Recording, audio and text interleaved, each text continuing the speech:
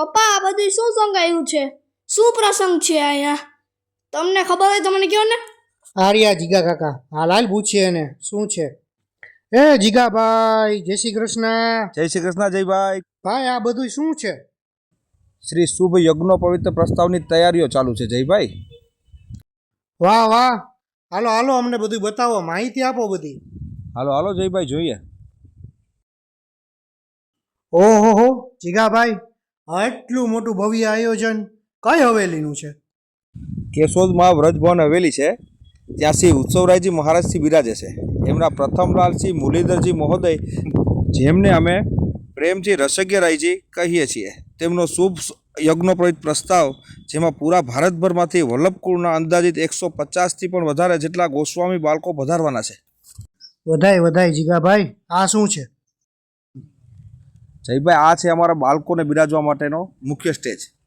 સામે છે તે ચોતરો છે, તેમાં યજ્ઞોપવિતની બધી વિધિઓ થશે. સામે છે જે જનાર્દન સરકાર એ સ્ટેજ ઉપર બિરાજશે, તે પેંડામાં હોય છે આખું સ્ટેજ. કાર્યક્રમની માહિતી તો આપો વ્યવસ્થિત. કાર્યક્રમની માહિતી તમને અમારા ધવલભાઈ અને કરણભાઈ કાર્ય તમને બે આપને કાર્યક્રમની મુખ્ય માહિતી, સાંસ્કૃતિક જે કાર્યક્રમ છે એ આના અંડરમાં આવે છે. એ સાંસ્કૃતિક કાર્યક્રમની માહિતી તમને ધવલભાઈ અને કરણભાઈ આપશે. ઓકે. સાંસ્કૃતિક કાર્યક્રમ આજથી ચાલુ થતા 9 તારીખે સંતૂર ને બાંસળીનું જુગલબંધી ને પછી શાસ્ત્રીય ગાયન. આવતીકાલે જેમ કે 10 તારીખ છે, 10/4/25 ને ગુરુવારના રોજ પખાવજ વદન, 11/4/2025 હાસ્ય દરબાર અને 12/4/25 શાસ્ત્રીય સંગીતનું આવી રીતના સાંસ્કૃતિક કાર્યક્રમ નક્કી થયેલ છે. 13/4/2025 રવિવાર સાંજે 5 વાગે શ્રી વ્રજભવન હવેલીથી વરઘોડો બિનેગી નીકળી અને સર વિઠલેશ ઉપવન માંગરોળ ખાતે પહોંચશે અને સોમવારના રોજ તારીખ 14/4/2025 ને સોમવારના પ્રસ્તાવ સ્થળે શુભ યજ્ઞોપવિત પ્રસ્તાવ 11 કલાકે યોજાશે. જય શ્રી કૃષ્ણ વૈષ્ણવ મિત્રો, અહીંયા કેશોદના આંગણે ભવ્યથી ભવ્ય આયોજન થયેલું છે. આ તો બધા વૈષ્ણવોને અહીંયા આવવા માટેનું આમંત્રણ છે. હવે વૈષ્ણવોની ચરણરજનું એ કેટલું મહત્ત્વ છે. જ્યારે હું મા બા ભેગી હવેલીએ જતી ને તો મા બા છે ને ઠાકોરજીને તો દંડવત પ્રણામ કરતા જ, પછી એ જે આજુબાજુ ચરણરજ હોય ને એ લઈને આના માથે ચડાવતા.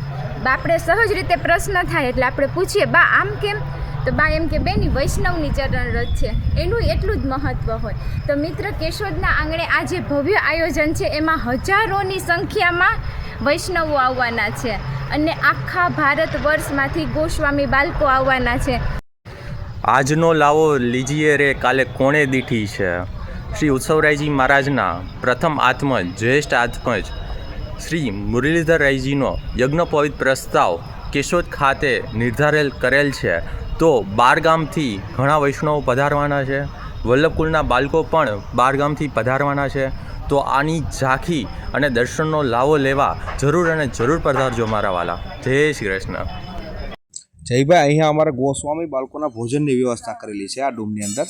તેમાં ગારથી લીપણ થશે અને બધા બાળકો અંદર ભોજન ગ્રહણ કરશે. કેશોદના ઇતિહાસમાં પહેલીવાર આટલું સરસ, આટલું મહાન આયોજન થયેલું છે. તો બધા વૈષ્ણવોને અહીંયા પધારવા અને આજે 7 દિવસ અહીંયા અલગ અલગ રોજે કાર્યક્રમ થવાના છે. એ કાર્યક્રમમાં આવવા, એનો લાભ લેવા માટે ભાવભર્યું નિમંત્રણ છે. આવો મોકો પાછો મળશે નહીં. બધા પોતપોતાને રીતે સમયે અહીંયા જરૂર આવે અને આ આયોજનનો અને આ સરસ યજ્ઞ પવિત્રનો છે એ લાભ ઉઠાવે. અને મિત્રો, કેશોદમાં બધી વ્યવસ્થા છે. એક પણ ટ્રેન એવી નથી કે જે કેશોદના રેલવે સ્ટેશને ના ઊભી રહે. બસ, ટ્રેન અને પ્લસ જે દૂરના વૈષ્ણવો છે તો કેશોદમાં એરપોર્ટની પણ વ્યવસ્થા છે. ઝડપથી બુકિંગ કરી અને આ યજ્ઞ પવિત્રમાં પધારો. જય શ્રી કૃષ્ણ.